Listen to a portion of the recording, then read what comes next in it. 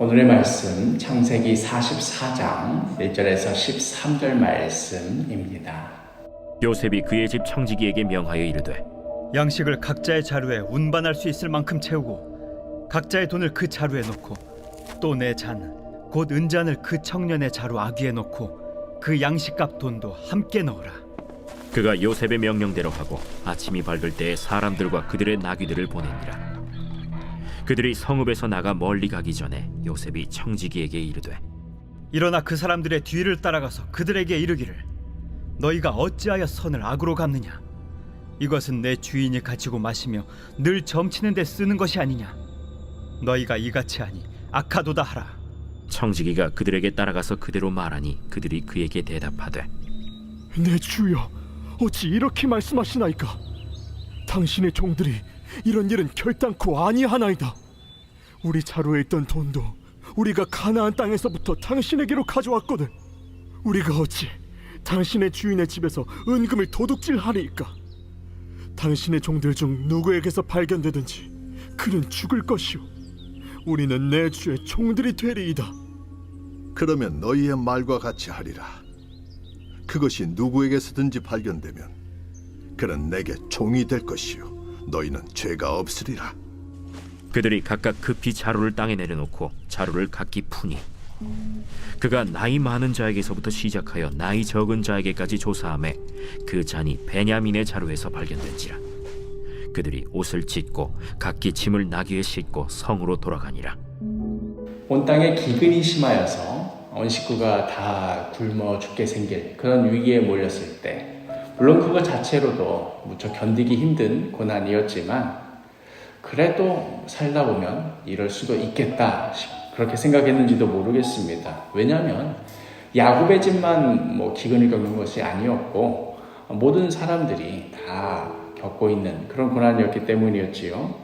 그러나 이 애굽 총리의 집요한 어떤 추적에 대해서는 이거는 좀 다르구나 하는 생각이 들었을 것입니다.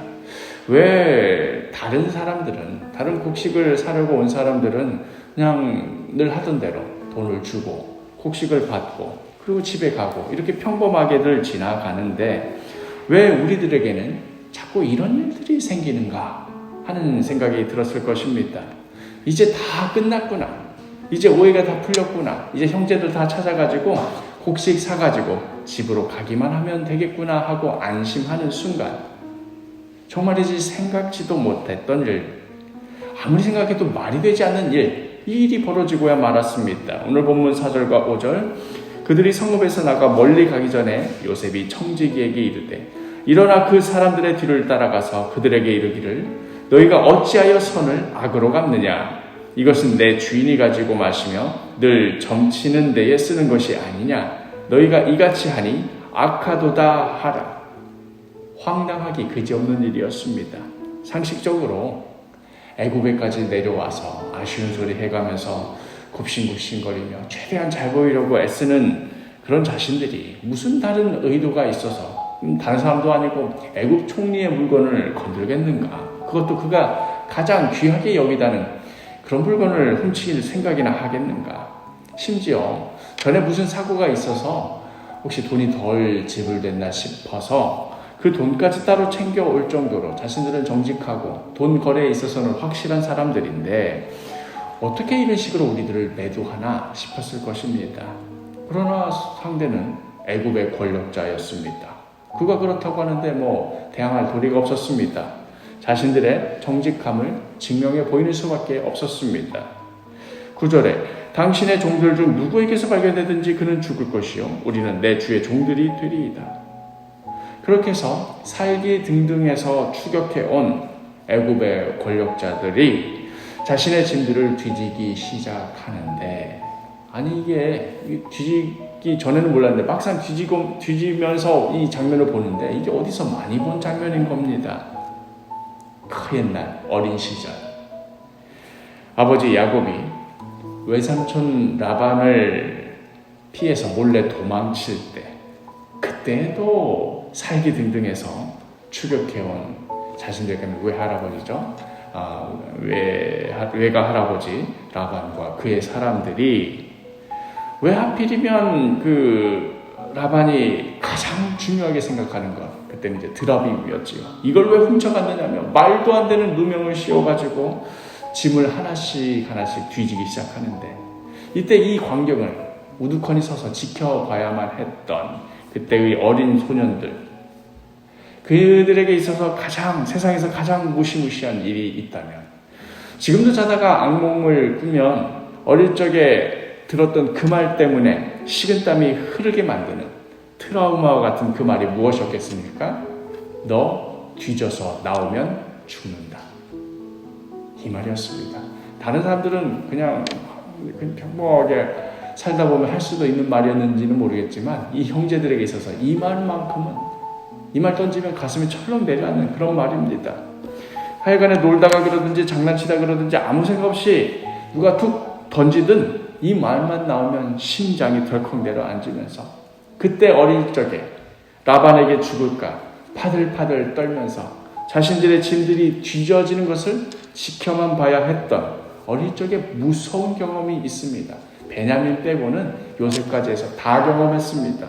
그런데 애굽 총리가 이런 사실을 알고 있을 리가 없는데도 하필이면 그때의 그 장면이 총리자리에서 연출되고 있는 겁니다.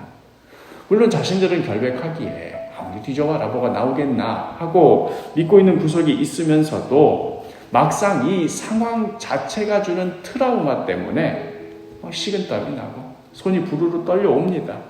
첫째 르우벤부터 해서 뒤져오기 시작하는데, 이제 10번째 형제 것까지 다 뒤지고 마지막 남은 베냐민 것 뒤지기 시작합니다. 이제 다 끝났구나. 베냐민이야 어린 동생이니까 안심되고 하고 이제 다 끝나서 이제 정리하고 나머지 10형제도 자신의 짐 묻고 있는데, 안심하는 바로 그 순간 12절에 그가 나이 많은 자에게서부터 시작하여 나이 적은 자에게까지 조사하며 그 잔이 베냐민의 자루에서 발견된지라. 결코 있어서는 안 되는 일이 벌어졌습니다. 대체 어떻게 이런 일이 벌어질 수 있단 말인가? 차라리 어차피 나올 거라면 차라리 다른 형제의 짐에서 나왔더라면, 그것도 물론 억울하고 미치고 환장하고 펄쩍 뛸 일이겠지만 그래도 좀 견딜만 했을 텐데, 하필이면 베냐민의 것이라니요. 망연자실하여 그들은 자신의 슬픔과 억울함과 분통함을 표현합니다. 13절에 그들이 옷을 찢고 각기 짐을 나귀에 싣고 성으로 돌아가니라. 이제 다 끝났구나. 그렇게 여긴 것이지요. 이제나 저제나 가장 두려워했던 그 일, 바로 베냐민에 대한 일, 아버지 야곱에 대한 것이었는데, 바로 그 지점을 정확하게 콕 건드려서 그 일이 벌어진 것입니다. 이제 피할 수 없는 지점에까지 하나님께서 자신들을 내몰고 가시는 것이다. 이제는 꼼짝없이 이렇게 당하는 수밖에 없군 하는 그 지점에까지 하나님이 자신들의 숨통을 쉬시는구나, 그렇게 여겼을 것입니다. 우리는 모두 다 알고 있지요. 바로 이 지점에서, 바로 여기에서 하나님께서 본격적으로 이 가정에 독버섯처럼 번져있는 그 죄악의 문제를 만지시고 있다는 것을, 이제서야 비로소 그간 숨기고 감추고 모른 척하고 뭉개버렸던 이 집안의 비밀스러운 죄악이 드러나고 씻겨짐을 받고 회복되어가는 그 길로 가고 있다는 것을, 이 성경을 보고 있는, 전체의 이야기를 알고 있는 우리들은 알고 있지요. 그러나 그 순간 그 자리에서 당하고 있는 형제들에게는 이런 게 보일 리가 없지요. 영락없이 하나님께서 자신들을 죽이려 드는 것이고, 하나님께서 자신들을 친히 꼼짝없이 내몰고 가는 것이라 그렇게밖에 여겨지지 않았을 것입니다.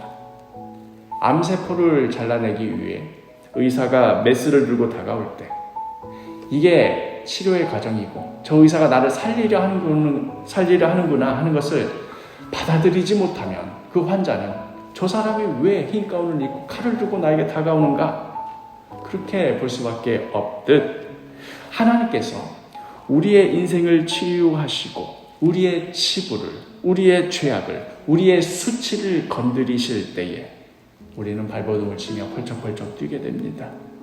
다른 것은 몰라도 내 다른 거 아픈 데도 많이 있으니까 차라리 거기를 건드시라. 이거만큼은 건드지 말아달라 하는 바로 그 지점을 하나님께서 만지십니다. 그러나 이제야말로 하나님의 치유의 순간입니다. 이제야말로 오랜 고통의 시간 가운데 숨겨왔던 우리의 수치와 죄악이 회복되는 순간입니다. 그 하나님께 우리의 아픔을, 우리의 부끄러움을, 우리의 수치를 내어드리십시오. 주님, 아무리 가리고 감추고 피하고 아닌 척해도 주님 앞에 숨길 수가 없습니다. 내 모습 이대로 받아주옵소서. 나를 어루만져서 치유하여 주옵소서. 오늘 하루도 우리의 있는 모습 그대로 하나님께 내어 맡겨드리며 우리의 인생을 치유하시는, 우리의 인생을 아름답게 바꿔가시는 하나님께 내어 맡기는 복된 하루가 되기를 간절히 축복합니다.